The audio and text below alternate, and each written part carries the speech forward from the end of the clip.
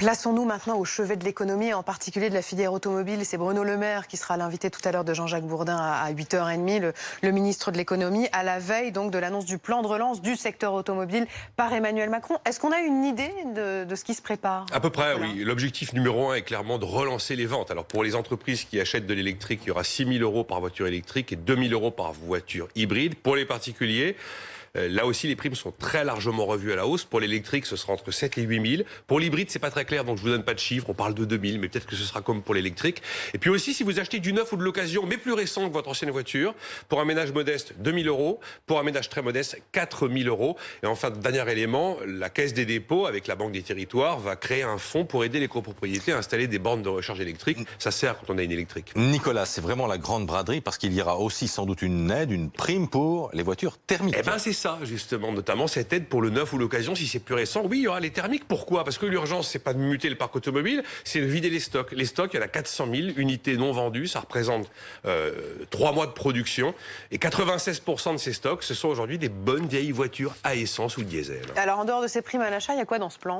Il y a un deuxième volet, c'est toutes les mesures d'aide pour l'ensemble de l'économie, prêts garantis par l'État, chômage partiel. Il y a une particularité dans les 110 milliards d'euros, vous savez, qui ont été annoncés, c'est que 20 milliards d'euros sont un peu sous le coude à Bercy pour intervenir directement dans le capital d'entreprises fragilisées, soit en les recapitalisant, soit éventuellement en les nationalisant. Alors on pense bien sûr à Renault, mais à ce moment-là, rien n'est fait. Mais il faut bien voir que l'industrie automobile vit la plus grave crise depuis qu'on a créé la voiture. Le marché a dégringolé de 90%. Vous avez 440 000 emplois directs, pratiquement 1 million d'emplois si on ajoute les sous-traitants, 3 500 entreprises, 4 000 sites de production, 400 groupes. C'est un secteur colossal au même titre que le bâtiment. Bon, ça, ce sont des mesures de court terme qu'on connaîtra cette semaine. Mais pour la suite? Alors c'est le troisième volet. Le troisième volet, ça va être en fait toutes les mesures pour doper la compétitivité de l'économie française. Ça ira au-delà du secteur auto.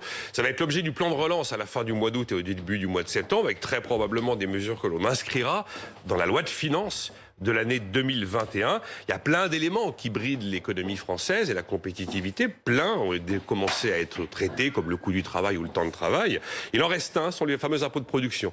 Les 72 milliards d'euros de taxes en tout genre qui interviennent en haut du bilan des entreprises, avant les profits, quelquefois directement sur le chiffre d'affaires ou la masse salariale. Et c'est aujourd'hui la grande différence de l'économie française par rapport à celle de ses voisins.